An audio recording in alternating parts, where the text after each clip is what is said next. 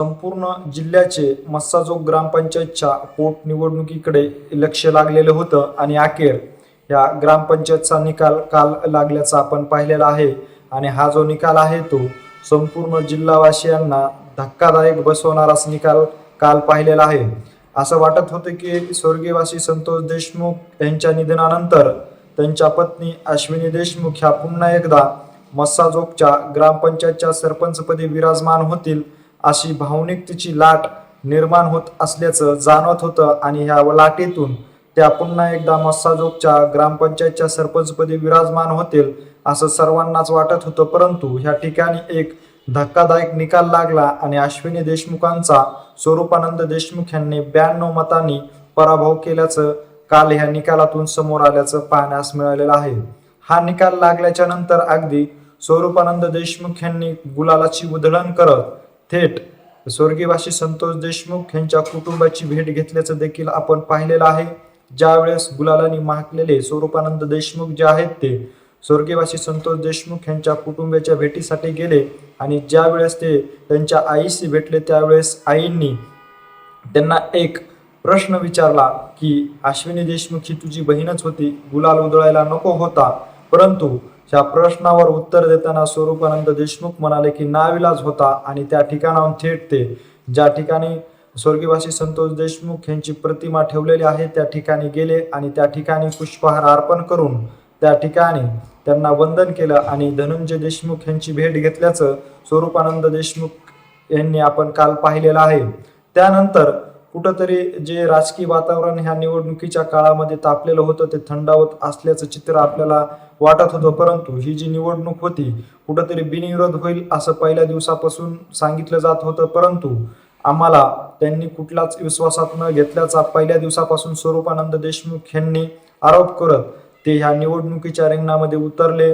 निवडणुकीच्या रिंगणामध्ये उतरल्यानंतर त्यांच्याकडून अनेक वेळा गंभीर आरोप देखील करण्यात आल्याचं आपण सोशल मीडिया असेल याचबरोबर इलेक्ट्रॉनिक मीडियाच्या माध्यमातून पाहिलेलं आहे.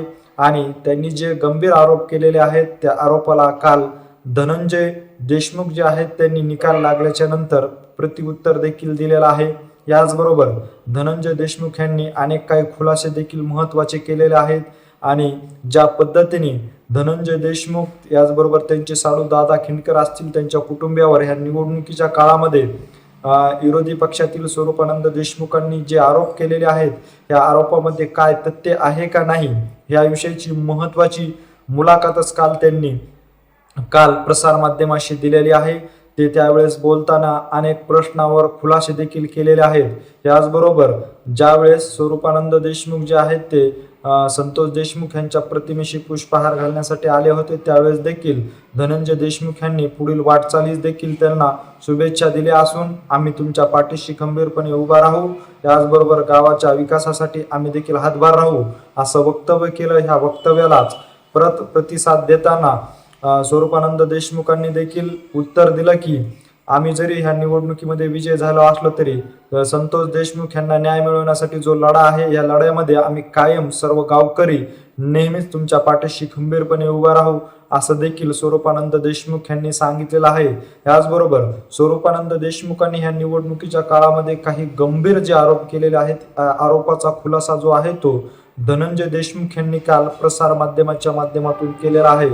नेमकं धनंजय देशमुख जे आहेत ते प्रसार माध्यमाशी बोलत असताना त्यांनी कुठकुठले खुलासे केलेले आहेत, ह्या खुलाशामध्ये खरंच काय तथ्य आहे तेच आपण ह्या पुढील व्हिडिओच्या माध्यमातून सविस्तर जाणून घेऊ. तुम्ही हा जो व्हिडिओ आहे तो शेवटपर्यंत नक्की पहा. आवडला तर जास्तीत जास्त शेअर करा. निकाल पण लागलाय, ते सरपंच पण झालेत.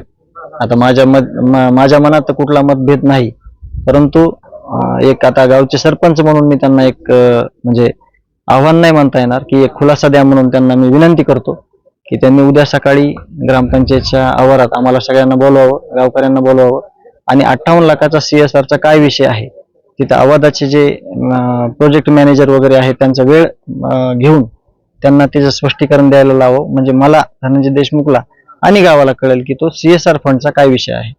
आता त्यांनी आरोप करत असताना तो खर्च केला एकाच अकाउंटवरती गेला अशा पद्धतीने देखील म्हणलं होतं. हा, मग ते स्पष्टीकरण आवादाचे अधिकारी देतील. आवादाचे अधिकारी हे कागदोपत्री देतील. म्हणून तेच मी म्हणतो की त्यांनी म्हणजे मलाही कळेल, कारण माझ्यावर पण मी ब्लेम घेऊन राहू शकत नाही. त्यांनी ह्या स्पष्टीकरण त्याचं पुराव्यानिशी उद्या द्यावं अशी मी त्यांना विनंती करतो. अनुभव ते 58 लाख रुपये जे प्रचार आहे ते फंड झाले होते का, ऑनलाईन बँक ट्रान्झॅक्शन झालेलं आहे का, नुसतं अकाउंट? नेमकं तुम्ही तर न्याय लढाई त्याच्यातलं एक जरी रुपयाचं CSR फंडिंगचं कुठलं ट्रान्झॅक्शन असेल ग्रामपंचायतच्या खात्यावर किंवा माझ्या वैयक्तिक खात्यावर किंवा अजून एखाद्याच्या खात्यावर, तर त्या CSR फंडाचं जेवढी रक्कम आहे तेवढी रक्कम मी माझी जी काही स्थायी प्रॉपर्टी आहे ती विकून ही गावाला समर्पित करीन, असा माझा शब्द आहे.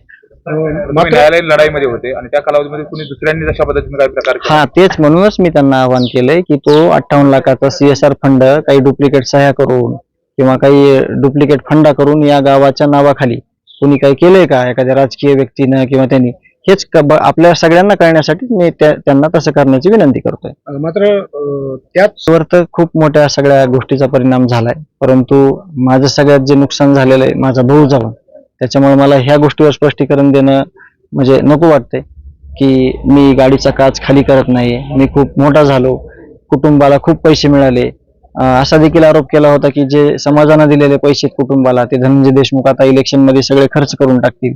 त्याचं सुद्धा स्पष्टीकरण तुम्ही येणाऱ्या काळात किंवा मी आता देतो की 1 रुपया सुद्धा समाजानं दिलेला कुटुंबाव्यतिरिक्त, त्या कुटुंबामध्ये माझ्या वहिनी, आई, वडील आणि माझे पुतणे जे वैभवी आणि विराज, त्याच्या व्यतिरिक्त 1 रुपया सुद्धा कुठं वेस्टेज नाही किंवा 1 रुपया सुद्धा कुणाच्या दुसऱ्याच्या अकाउंटला वर्ग केलेला नाही किंवा जे आम्ही न्यायालयीन लढा फिरतो त्या लढ्यात देखील त्याचा कुठं आम्ही वापर केलेला नाही. जे आपली रोजीरोटी करण्याचं साधन आहे त्या साधनातून आपण, शेतीतून आपण ह्या सगळ्या गोष्टी करतोय, म्हणून ते सुद्धा एक आरोप होता. परंतु ह्या सगळ्या गोष्टीला काही तथ्यहीन गोष्टी आहेत. आपण तो CSRचा जो विषय आहे तो सगळा क्लिअरिफिकेशन दिलं तर सगळ्यांना कळेल. आपण जर पाहिलं तर CSR आणि तो सिद्ध होणे किंवा तो कशा प्रकारे झालाय हेच मी म्हणजे बघण्यासाठी त्यांना ते आव्हान केलेलं आहे.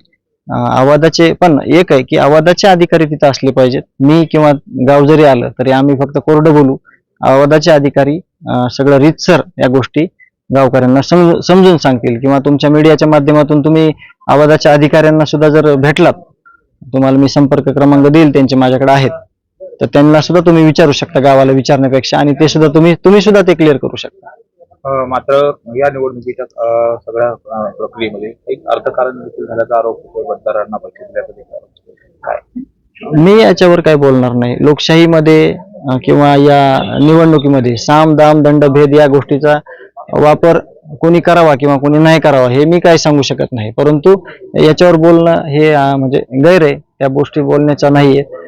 विषय हाच आहे की निवडणूक झाली, एकाचा पराभव झाला, एकाचा विजय झाला. येणाऱ्या वेळेत चांगलं काम व्हावं अशी फक्त अपेक्षा करू शकतो. बाकीचा विषय हा संपलेला आहे.